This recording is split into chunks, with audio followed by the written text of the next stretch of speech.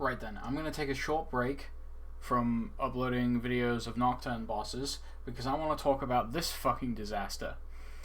This is going to be very off the cuff. I haven't noted anything down. I've just watched the ability preview and read what his abilities do, and I think that Akshan is going to be absolute cancer. Like, fuck. So, just a quick overview. His passive is a 3-hit passive that gives him like a little bit of bonus damage on every third hit, and also gives him a shield if he procs it on a champion.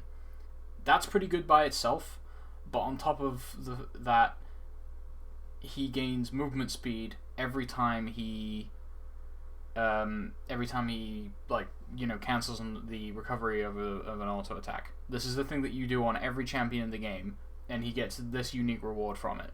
So kiting with him is going to be specifically very good. And even if you don't cancel this attack, he gets a second shot that deals reduced damage, but it doesn't say anything about on-hit effects, so I'm going to assume it does on-hit effects just fine. Even if it procs on-hit effects at half damage, that's still really good. Like, this passive is a lot. Like, there's a lot going on here. This is just a better version of someone like Lucian's passive, because you can always get the second shot, and you can, or alternatively, you can always trade the second shot for movement speed, which is never a bad thing, because kiting on ranged champions is just something that you do. So the ability to do that better than other ranged champions inherently is just kind of a little crazy. I mean, this is nothing compared to some of the stuff that he has. Like, this passive is tame. It's really good, but it's tame compared to some of the other things that he has that are absolutely bonkers. His Q is, you know, just a way to plant him into the I have Sivir's Q but better club, along with Nah. It's literally like Boomerang Blade from Sivir, but it extends its range every time it hits something, and it deals damage both on the way out and the way back. So, also it applies his passive, because it needed to. I don't know. This again is tame compared to what he has, what other things he has, but it's better than one of the signature abilities of a different champion. I mean, it might do less damage, but it's still, like, in terms of just properties, it's better than Sivir's Q, and it's otherwise the same. Now, his W is fucking stupid. I can't believe that I have had to read this. So, there are two things going on in the preview video, but ironically, the two things they show the things in the opposite order to the way they're written. The passive effect is that if an enemy champion kills one of his allies, they are marked, and if Akshan gets a takedown, so that's a kill or assist on that champion, the allies that were killed by that enemy will be revived in the base. So it bypasses death timers as long as Akshan takes part in the kill of someone on the enemy team who got a kill on an ally champion. It then removes the marks from any other enemies, but what this means is that every time you get a multi-kill on an enemy team that has Akshan on it, and you didn't kill Akshan, you are at risk of that being all for naught. Consider a scenario where you've got a Renekton on top lane who's doing really well, and he feels really comfortable about just diving into your team and killing all three of, like, you know, 2 or 3 of your squishy champions. You know, say Renekton gets a triple kill. It's not that terribly uncommon, assuming a fight doesn't get initiated in a horribly scuffed way. Renekton gets a triple kill, but he doesn't kill Akshan. Akshan doesn't necessarily do all the damage because he's presumably in top lane and has presumably been absolutely crapped on by Renekton, assuming Renekton's as fed as I'm laying out in this scenario. But he gets the assist, and say his jungler or someone gets the kill. Akshan basically didn't contribute anything to this scenario, but what he's getting out of it is the ability to revive his team and bypass their death timers. So, when you're at the late stages of a game, the death timer is probably more important than the gold you're getting from the kill. So, that's crazy. That, like, this is a really, really powerful thing to have on your champion's kit. And it's not his passive, it's an additional passive to one of his basic abilities, Like, this is the kind of thing that I would... If it were me designing this character, this would be his ultimate. Or at least it would be a property of his ultimate. It would be like the signature thing of his ultimate. It's like, you pick this character because he does this. And that's not even the center of this character's design. Because based on his passive and his Q, he's very clearly supposed to be based on, you know, ranged kiting. But that's not even really what he's based around either, because aesthetically, he's based around the fucking grappling hook, and we'll get to that. And I haven't even told you what this ability does when you push the button. Ah! Okay, when you push the button, he becomes camouflaged for a short duration, or indefinitely while he's near terrain. So, you're also Evelyn. Like, you are ADC Evelyn, but you can also revive your teammates, and you also have inherently better kiting and on-hit procs. Also, while he's camouflaged, he gains mana regeneration while moving towards enemy champions that he's marked. Like, that's a niche enough scenario to where that's not even a huge deal. But the thing is, like, that's a lot of adjectives to attach to a stealth ability that has effectively infinite duration, assuming that you like limit yourself to walls. But there are a lot of walls on Summoner's Rift. Like, there's a lot of terrain, and a lot of terrain that's close enough to like opposite terrain that you can constantly just stay stuck to a wall. You know, like no Talion player is complaining that there aren't enough walls on Summoner's Rift for her passive to be effective, right?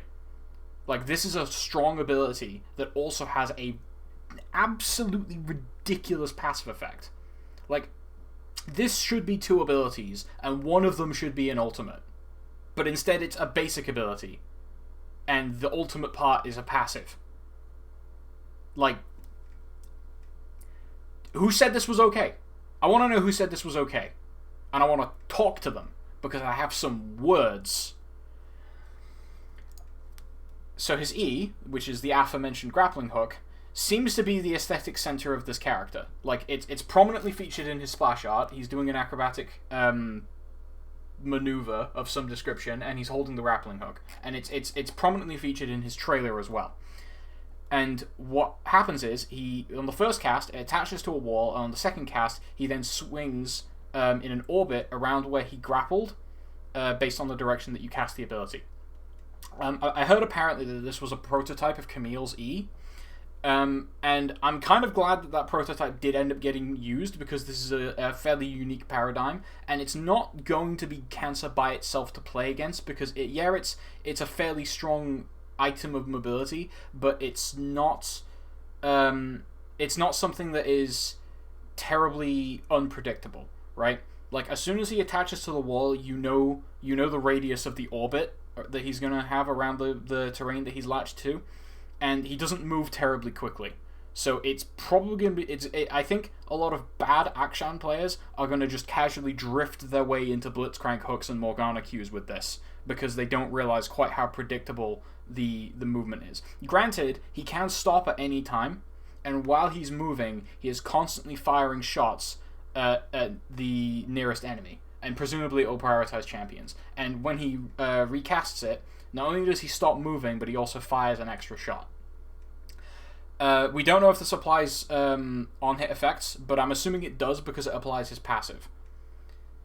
Also, its cooldown resets when he gets a takedown on an enemy champion, which is, you know, we don't have enough champions with mobility tools that reset on champion takedown or anything, you know? It's not like that's one of the main reasons why Tristana is you know, an extremely good champion for getting multi-kills on top of her wealth of other strengths.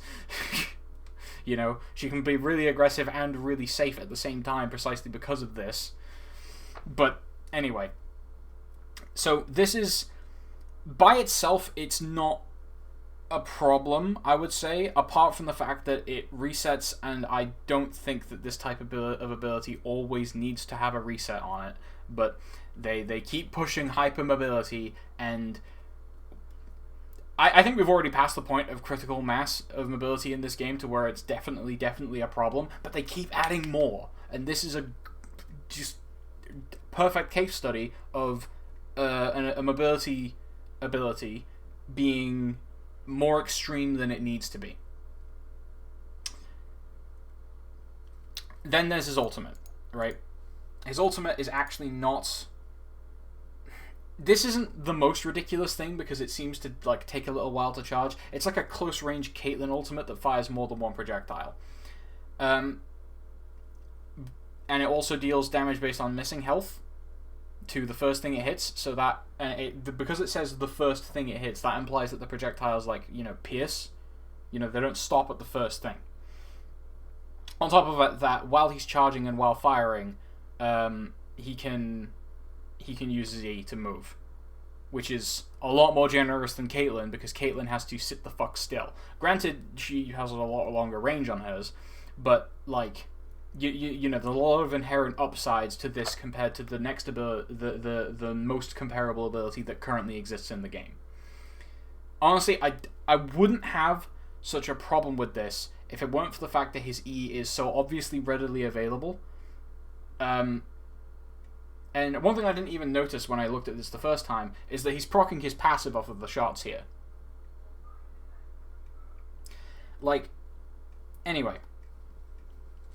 So, my opinion on this is that this champion is going to be an absolute unbalanceable fucking mess. And it's entirely because of the fact that they did not stop once the champion had enough in his kit, right? They decided, no, he needs more. It's not enough for him to have this grappling hook ability that resets and also attacks while it's moving, which is, again, not something that many champions have. There are very few characters in this game that can actively move constantly while attacking, right? Most skill shots require you to stop moving in order to cast them, and every champion needs to stop moving in order to auto-attack, with the exception of Urgot, and that's something that makes him... That's like his thing. That's his particular thing, is that Purge allows him to move and auto-attack at the same time, but he is slowed down while doing so. So, the center of this character's kit seems to be the fact that he has a mobility tool that allows him to move at, greater than normal speed, and also attack at the same time. So he's kind of encroaching in on Urgot's unique territory there, but that's also not enough because he also has, as much as I stressed, this is a better version of Sivir's Q, this is a relatively innocuous ability. This is the one thing on his kit that isn't really worth having a problem with. His W, though, is just stupid.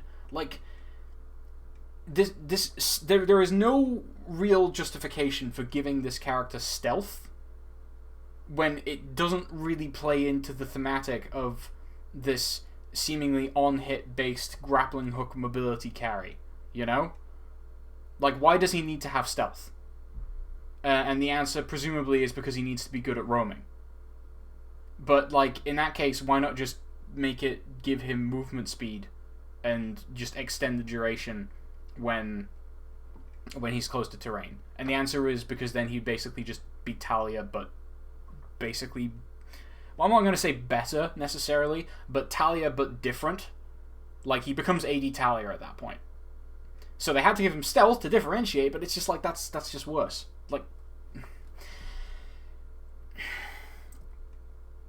I think he has too much. I think that stealth is definitely a push too far. And that's not even mentioning the fact that he can revive his allies. The next closest thing to an ability that just straight up revives your ally is Zillion's ultimate. And that's an ultimate, and it only revives one champion. And sure, you don't revive them on the spot with Akshan's W passive, but the most important part is that you're bypassing the death timer. Say you're fighting over Dragon, and you lose 4 out of 5 of your teammates, right? And the last one standing is you, as the Akshan player. And, two of 2 of your allies were killed by 2 specific enemy champions. So half of your dead allies are on one champion that you might be able to kill, and half are on one that you might not be able to kill. By yourself, you might be able to level the odds from, let's generously call it 1v4 to 3v3. And sure, it won't be 3v3 immediately because your champions are in your base, but they might be able to teleport in, or they might have global mobility tools that they didn't use because the fight started while they were already there. You know, there's a lot of not, like, extraneous scenarios where you will be able to very quickly level the odds in a otherwise completely losing situation. And because of that, it means that Akshan is a disproportionately valuable target for the class of champion that he normally is. Alright? Because he's supposed to... This is supposed to be an ADC that is designed around solo laning. So you're either going to play him mid or top. So that makes him most comparable with champions that currently do that in the game. Tristana, Lucian, and Quinn. But I think they probably want him to be closer to Quinn because they want him to be particularly good at roaming. Which Tristana and Lucian can do, but they're not as exceptional as Quinn because Quinn has the bird ataxi. And his equivalent of this is his W. It'd sort of be like sticking Twitch on mid and making him a better duelist. Surely by virtue of the fact that he's less immobile and has ways of protecting himself in the form of his passive. But then this champion also has the ability to revive his teammates for no other reason than because we said so. I haven't even mentioned the fact that he gets bonus gold for killing people that he has marks on. Like, does that need to be there as well? Like, now you're also lumping in on Pyke's racket. Like, there's just so many things that this character has that I do not feel like he needs to have. No, and he doesn't need to have them because it doesn't help him execute on the fantasy that this character is supposed to represent, which is grapple hook character. And mechanically it doesn't serve the purpose because, like, not from an aesthetic perspective he's centered around the grapple hook, but from a gameplay perspective I'm mostly seeing that he's based around his passive, because this passive gives him good compatibility with on-hit builds. Not necessarily that on-hit builds are as good as they've ever been in Season 11, granted. But he has some good compatibility with them, and he can constantly be proccing his passive because all of his abilities apply stacks of it. Every single one, except his W, of course, which is not a damaging ability. But the point is that because of the fact that he's so self-synergistic with his passive, gameplay-wise, this is the center of his kit. And then like flare-wise, he is his E is the center of his kit.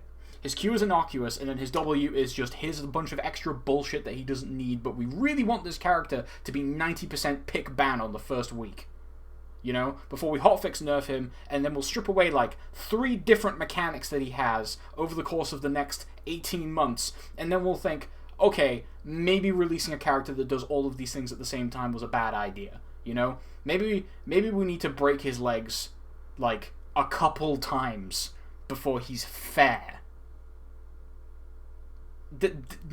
I'm honestly just really frustrated having to read this because they have not exactly knocked it out of the park with the champions this year.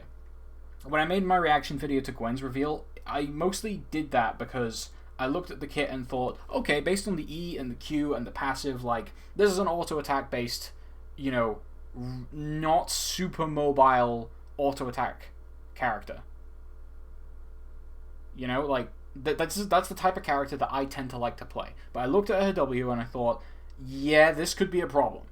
And sure enough, I do think it's a problem, and to be honest, I find Gwen completely obnoxious because of the fact that she's so disruptive with that. I just find that she's so bloody dumb. Just incredibly brain-dead character. And incredibly disruptive at the push of a button, which is what Akshan is, except he doesn't even need to push that button. In fact, he's inherently disincentivized from pressing that button in combat because... Or maybe he is, because it's still camouflage. Maybe he can use it at like a reasonable distance to dip in and out of a fight. Like, whatever. The point is, the button press is irrelevant. The point is, it's disruptive. It's disruptive for free. And you shouldn't really get disruption for free. Except this is also disruption on a macro scale, not just in the context of a single fight. God, fucking... I can just keep coming up with problems with this character as I'm describing the problems I already have with him. But, yeah, combine that with Viego, who has been a buggy mess for the longest time, and he's also probably the single best multi-kill champion in the whole game, because he basically, not only does he like get health back for getting kills, but he also gets his cooldowns refunded in effect, in the sense that he gets a whole new set of abilities temporarily, and an extra cast of his ultimate just for good measure, you know.